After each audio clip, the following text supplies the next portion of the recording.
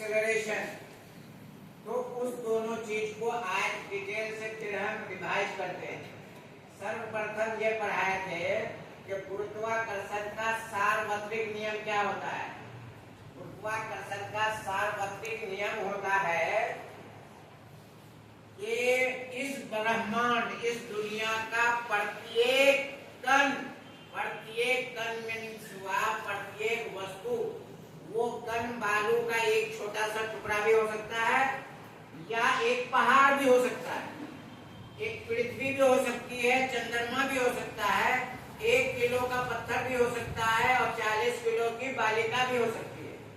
सभी के अंदर ये विशेषता होती है, ये गुण होता है कि एक दूसरे को अपनी ओर खींचता है, सभी को अपनी ओर खींचता है ना। उस खींचने के फलस्वरूप कभी उसका मान अत्यंत कम होता है, कम निकलता है, इस वजह से खींचता हुआ वस्तु पता नहीं चलता है। लेकिन कोई वस्तु बहुत बड़ा हो और कोई वस्तु छोटा हो, बहुत बड़ा वस्तु मैंने पृथ्वी और मान लिया के है ना 1 किलो का कोई वस्तु वो पृथ्वी खींच रहा है, तो ये खींचता हुआ दिखता है।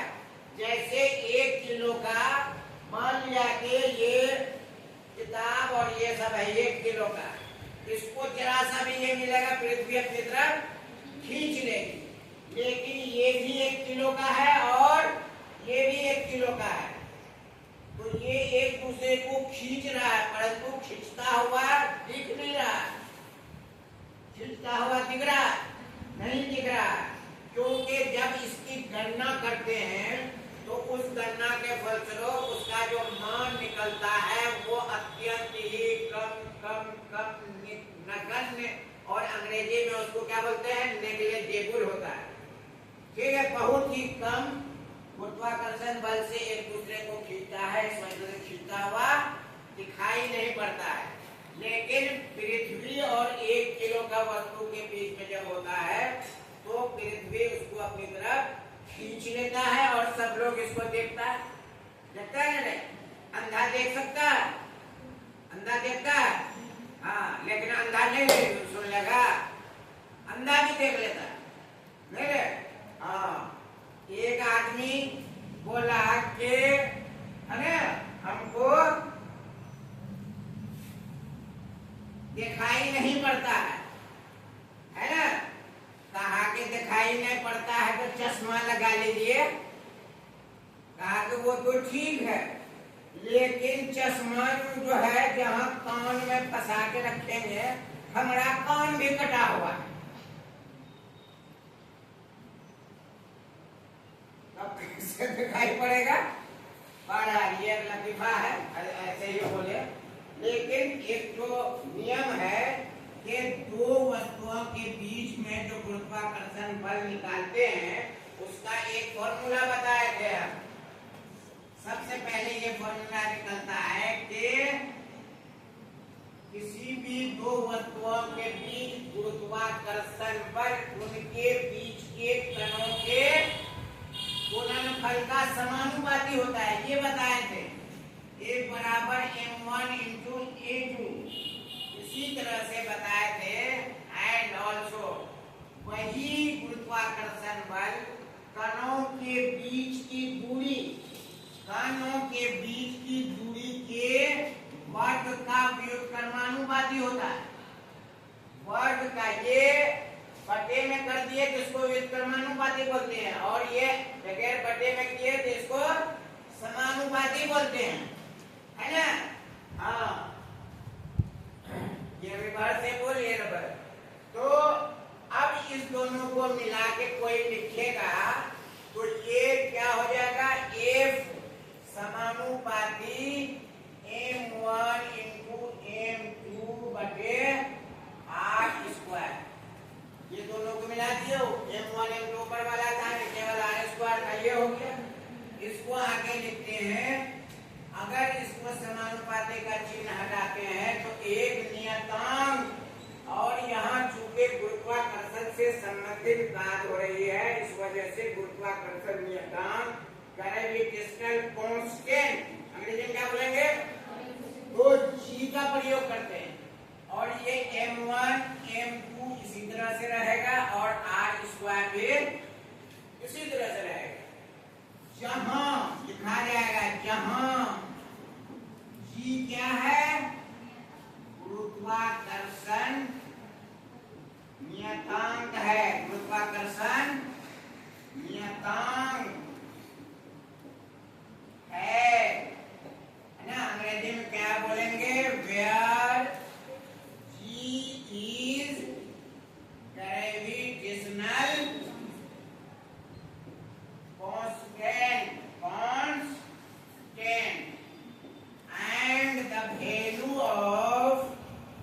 and the value of G is 6.61 into 10 to the power minus 11 है ना। हाँ, और इसका मात्रक होता है न्यूटन मीटर स्क्वायर प्रति केजी स्क्वायर। इसको याद रखना। अब इस फॉर्मूला को हम थोड़ा और आगे बढ़ाते हैं। F बराबर G का G लिखिए। जब दो छोटे छोटे कण हैं, छोटे छोटे वस्तु हैं, तो उसका द्रव्यमान यानी मास m1 m2 होता है। लेकिन कोई वस्तु बड़ा रहे और एक वस्तु छोटा रहे तो द्रव्यमान भी ज्यादा न हो जाएगा। तो इस m1 के बदले में हम कैपिटल M लिख सकते हैं और छोटी वस्तु के बदले में छोटा m लिख सकते हैं। और ये पृथ्वी है, यहाँ पृथ्वी का ये गर्भगृह है। बीच का स्थान यहाँ पे कोई 1 किलो का कोई वस्तु रखा हुआ है। यहाँ से यहाँ तक की दूरी को क्या बोलते हैं? दूरी को, पृथ्वी की दूरी को त्रिज्या, गोलाकार पथ है तो उसको त्रिज्या रेडियस भी बोलते हैं ना। यहाँ से यहाँ तक की दूरी एक तरह की त्रिज्या हो गई, अंग्रेजी में रेडियस बोलते हैं, तो आर भी लिख सकते हैं ना। तो ये फॉर्मूला ये भी हो सकता है, नहीं हो सकता? यही फॉर्मूला ये भी हो सकता है। G बराबर दोनों बड़ा है, पृथ्वी और चंद्रमा के बीच पूछेगा कि गुरुत्वाकर्षण बल कितना होता है, तो दोनों बड़ा ही हुआ ना। तो दोनों बड़े में से एक को m1 दूसरे को m2 लिख सकते हैं और नीचे r स्क्वायर। ठीक है। तो इस फॉर्मूला पे हम पिछले क्लास में सारा मैथ बता दिए हैं कि जब पृथ्वी और 1 किलो के वस्तु के बीच में जब गुरुत्वाकर्षण बल काम करता है, यानी ये फॉर्मूला लगेगा, एक बड़ा वस्तु एक छोटा वस्तु, तो इसका मान G का मान, पहले तो ये फॉर्मूला लिखेंगे। G का मान 6.67 गुना 10 पर पावर माइनस 11 है ना, गुना पृथ्वी का द्रव्यमान होता है 6.4 गुना 10 पर पावर 24 और 1 किलो का वस्तु कितना 8। पृथ्वी के बीच से पृथ्वी की सतह की दूरी जो नापा गया है, ये नापा गया है कितना रे?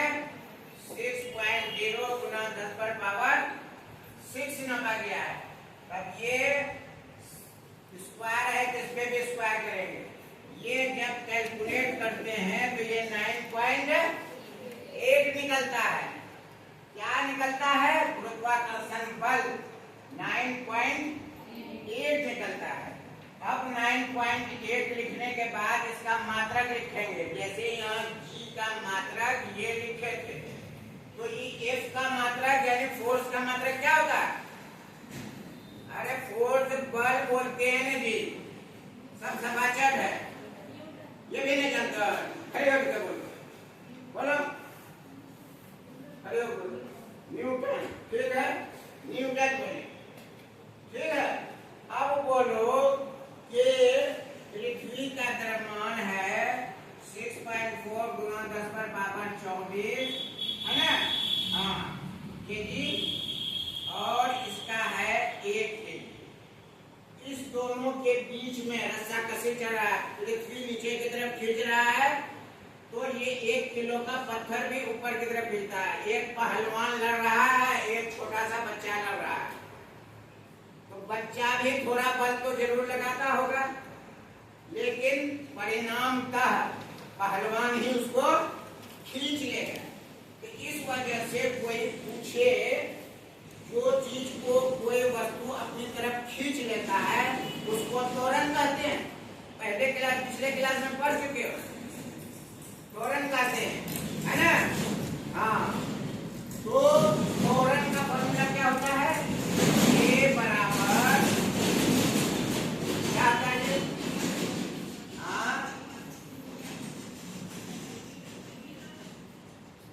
ये फॉर्मूला में भी गति के दूसरे नियम में ए बराबर एम ए पढ़े हो ना? पढ़े हो?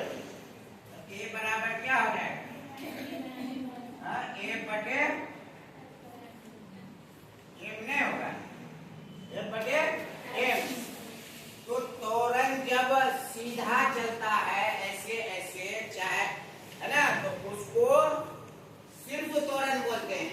कोई वस्तु यहाँ से चल रही है ऐसे, है ना, तो जो वेग परिवर्तन की दर होती है उसी को त्वरण कहते हैं। लेकिन वही वस्तु ऊपर से नीचे, नीचे से ऊपर खींचा जाता है, तो उसी त्वरण को गुरुत्वीय त्वरण भी कहा जाता है। क्या कहता है? गुरुत्वीय त्वरण। तो अब गुरुत्वीय त्वरण का फॉर्मूला क्या हो गया? F बटे m। F का मान 9.8, m का मान 1 बराबर क्या हो गया? 9.8। अब ये क्या फॉर्मूला ये लिखेंगे, इसका मात्रक क्या लिखेंगे? त्वरण का मात्रक क्या होता है?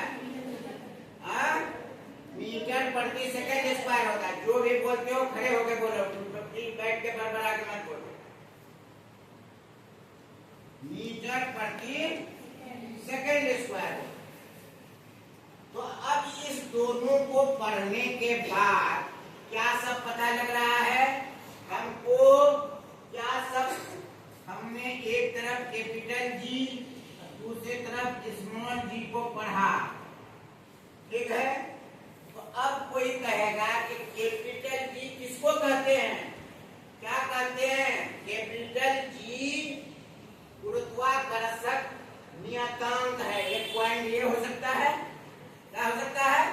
गुरुत्वाकर्षण नियतांक, या शॉर्टकट में तुम बोलो ग्रेविटेशनल कांस्टेंट है, नहीं है? हाँ, ये क्या है? गुरुत्वीय त्वरण।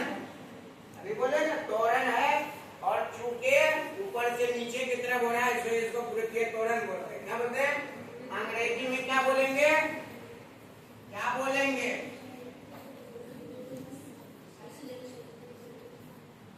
ग्रेविटेशनल एक्सेलरेशन बोलेंगे। क्या बोलेंगे? Gravitational acceleration. दूसरा पॉइंट क्या है? इसका मान, इस जी का मान यहाँ पे क्या था? कितना था?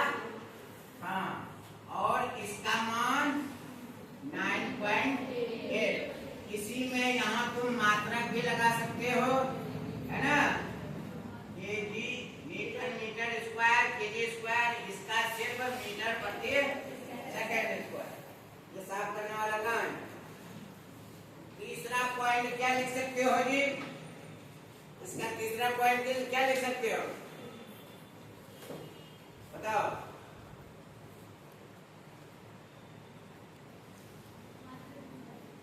या स्थिर रहता है। ये क्या रे? स्थिर रहता है, बदलता नहीं है। जिसको कांस्टेंट सिर्फ बोलेंगे, कांस्टेंट है, कांस्टेंट रहता है, और ये बदलता रहता है ना? अलग अलग जगह पे 1 किलो का पत्थर है तो 9.8, 40 किलो का रहेगा तो 391 हो जाएगा। तो बदल सकता है ये, कम बेस। ये क्या लिखेंगे? अस्थिर, अस्थिर रहता है। अंग्रेजी में क्या बोलेंगे? अनकॉन्स्टेंट। और बोलो, और क्या हो सकता है? मिटाने वाला मांग रहे थे दोनों।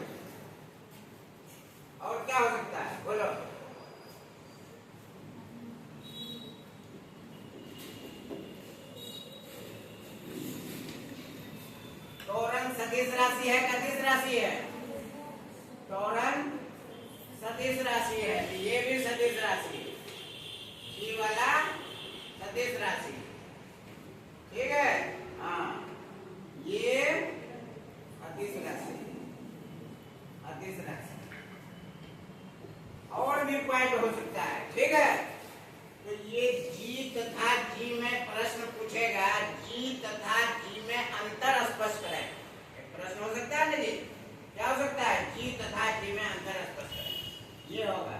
एक प्रश्न और होता है, जी तथा जी में संबंध स्पष्ट करें, ये भी किसी दिन पढ़ाएंगे, ठीक है।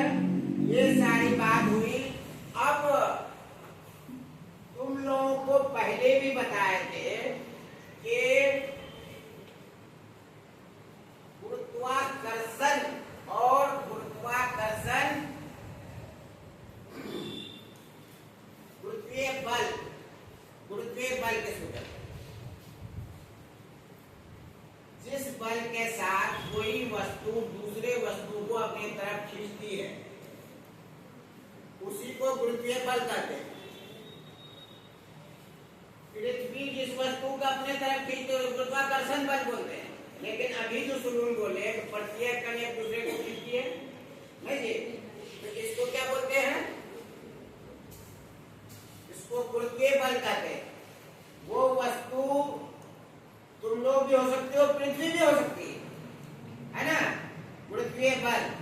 अब गुरुत्वीय बल के विरुद्ध, गुरुत्वीय बल के विरुद्ध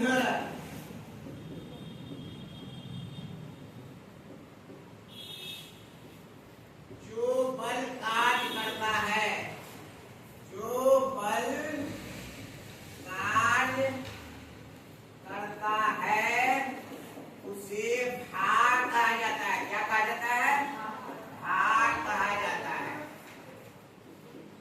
हमारे क्लास में पढ़ा है, आगे कोई वस्तु जो है 1 किलो का है, पृथ्वी इसको खींच रही है इधर, अब तुम ऊपर खींच रहे हो, तो पृथ्वी के बल के विरुद्ध जो बल खींचते हो, जो वस्तु ऊपर उठाते हो, तुम लोग उठा के रखते हो है ना, संभाल के रखते हो या ऊपर उठाते हो, तो उससे तुमको लगता है कि ये वस्तु कुछ भारी है, भारीपन का एहसास होता है ना जी।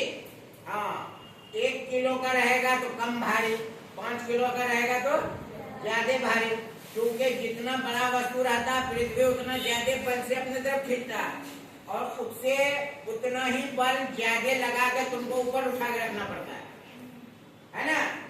तो लब्बे लुबाब हम ये तुम लोग कहे कि पृथ्वी जिस बल से किसी वस्तु को खींचती है उसके विपरीत तुम जो ऊपर की ओर बल लगाते हो उसी को भार कहा जाता है। क्या कहा जाता है, भार। भार को अंग्रेजी में क्या बोलते हैं, वेट बोलते हैं। क्या बोलते हैं, वेट बोलते हैं, ठीक है। लेकिन एक चीज और होता है, द्रव्यमान। कोई वस्तु 5 किलो का या 40 किलो का यहाँ रख दो, उसका वजन वहां भी 40 किलो होगा, और यहाँ नीचे पे रख दो वहां भी 40 किलो होगा। अभी भार में क्या देखे, जितना वस्तु ऊपर उठता जाएगा भार बदलता जाता है मेरे, हाँ। लेकिन द्रव्यमान क्या है, यहाँ पे रख दो, जमीन पे, टेबल पे, छत पे, चंद्रमा पे भी रख दो, तो द्रव्यमान में फर्क नहीं पड़ता, ठीक है। तो ये हुआ भार, दूसरा हुआ द्रव्यमान, इसको अंग्रेजी में मास कहते हैं। तो अब कोई आदमी कहे कि इसका पहला पॉइंट क्या होगा, क्या बोलेंगे, पृथ्वी के गुरुत्वीय बल के विरुद्ध जो बल लगता है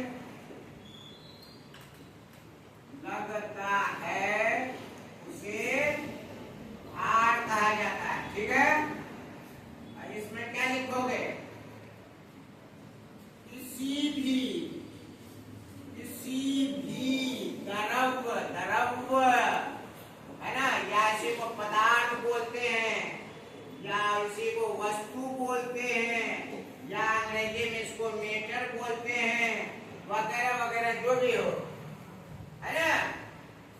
मैं उपस्थित द्रव्य की मात्रा को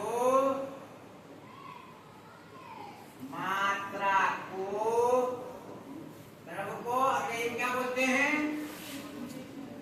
द्रव्य को अंग्रेजी क्या बोलते हैं? अरे मीटर बोलते हैं भाई, मीटर बोलते हैं। द्रव्य की मात्रा को क्या कहा जाता है? द्रव्यमान कहा जाता है। अक्सर देखो, एक होता है द्रव्य, एक होता है द्रव, जिसका अंग्रेजी होता है मीटर, है ना, या इसी को पदार्थ भी बोल सकते हैं हिंदी में, और ये द्रव को अंग्रेजी में लिक्विड बोलते हैं। दोनों में फर्क है। ये नहीं कि वो उसके बदले ये किया, बहुत गलती करती है तो, ठीक है। तो ये एक पॉइंट होगा। दूसरा पॉइंट क्या बोलेंगे रे? हाँ, अरे क्या होता है जी? स्थान के बदलने से भार, क्या होता है? क्या बोले? खड़ा होकर बोलेंगे। अभी बताए ना, स्थान बदलने से भार बदल जाता है ना। इसको क्या बोलेंगे? स्थान बदलने से द्रव्यमान, स्थान बदलने से द्रव्यमान नहीं बदलता है, नहीं बदलता है। अब किताब में लिखिए, इसी के बदले में, इसी वाक्य के बदले में लिख सकते हैं, है ना। भार क्या होता है? अस्थिर रहता है, माने बदल सकता है, अस्थिर रहता है। यहाँ क्या बोलेंगे? द्रव्यमान स्थिर रहता है। क्या रहता है? स्थिर रहता है। एक ही मतलब हुआ था, है ना। हाँ, और बोलिए भार। अभी बोले कि ये एक तरह का बल है। भार का मात्रक क्या हो जाएगा? भार का मात्रक, जो बल का मात्रक है वही न्यूटन है ना। भार का मात्रक और इसका मात्रक, द्रव्यमान का मात्रक एक ही होता है। और बोलो, भार एक गलत बोल रहे हो। भार एक अदिश,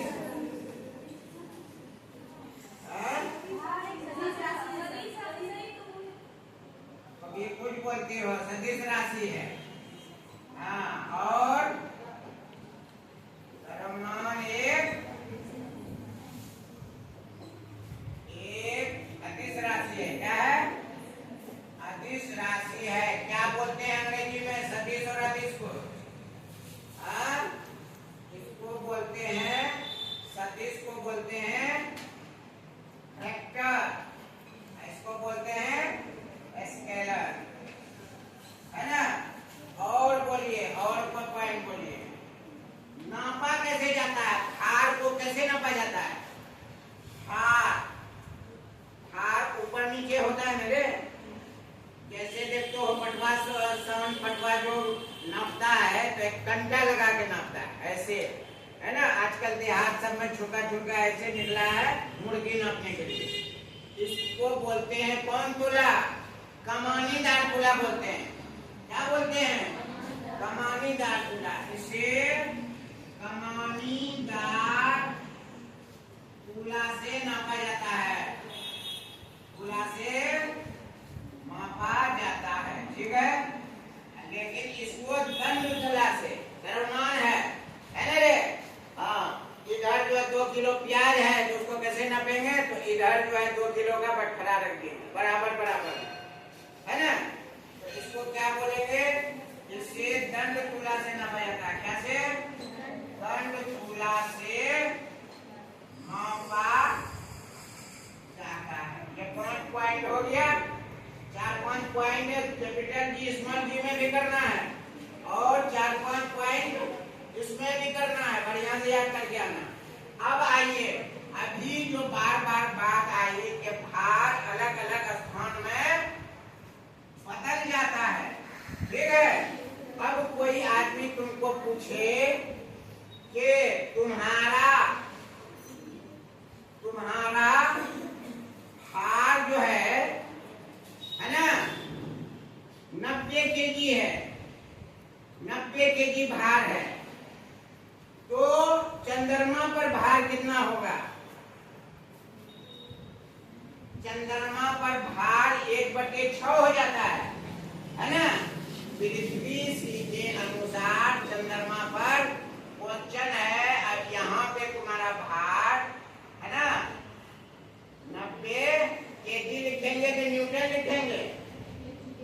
भार को यहाँ पर लिखेंगे न्यूटन में लिखा जाता है। 90 न्यूटन है, तो चंद्रमा पर क्या होगा? आंसर क्या है? चंद्रमा पर पृथ्वी चंद्रमा पर भार, पृथ्वी पर भार बटे 1/6। पृथ्वी पर भार कितना है? 90 है, 1/6 हो गया। 6 का 6 15 के 90 कितना हो गया? 15। क्या होगा?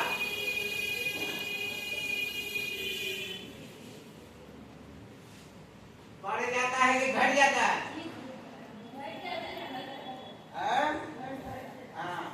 तो ये 15 कितना हो जाएगा? क्या लिखेंगे? न्यूटन। इसी प्रश्न को बदल दे, ये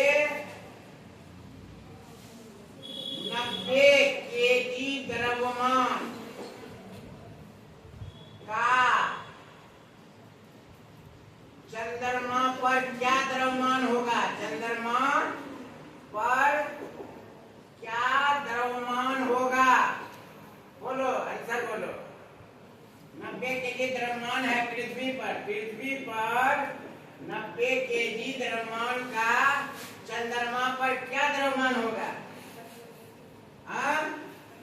दिमाग में खोपड़ी में बुद्धि कुछ नहीं। अभी हम बोले कि नहीं बदलेगा, नहीं बदलेगा तो क्या माने हुआ है? 90 ही केजी होगा। दिमाग को सब कुछ सेम सही है नहीं। ये जो इतना डिटेल से पढ़ाया कि नहीं बदलेगा, नहीं बदलेगा तो वही ना हो गया है ना। हाँ, इस तरह से बनाना है। अब आइए, तुमको अगला प्रश्न कोई दे, 36 केजी द्रव्यमान का भार पृथ्वी एवं चंद्रमा पर ज्ञात करें। 36 केजी द्रव्यमान का भार पृथ्वी और चंद्रमा पर ज्ञात करें। क्या होगा? कौन सी दिया हुआ है? एम दिया हुआ है। 36 केजी निकालने क्या कर रहा है?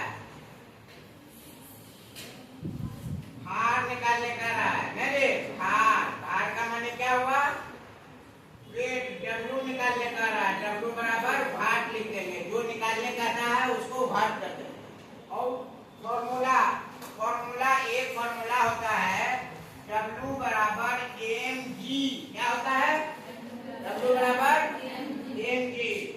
एम का मान दिया हुआ 36, जी का मान दिया हुआ है 9.8। अभी बार बार पढ़ियो, जी का मान निकाले थे ना 9.8।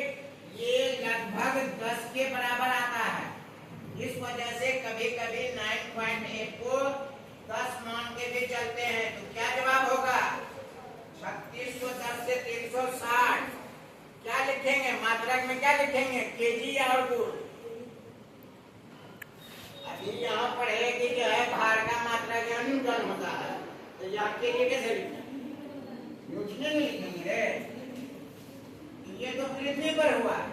अब चंद्रमा पर क्या होगा? चंद्रमा पर क्या होगा? पृथ्वी का 360 का 1/6 बराबर 36 भी न्यूटन हो। देखो बहुत इंटरेस्टेड क्वेश्चन है। अभी से ये सब छोटा छोटा क्वेश्चन पढ़ोगे तभी आईएससी में अच्छा करोगे, तभी मेडिकल इंजीनियरिंग में जाओगे। समझे? दिमाग कान खोल करके बैठा करो, समझा करो। इतना ढंग से कोई कोचिंग में नहीं समझाएगा।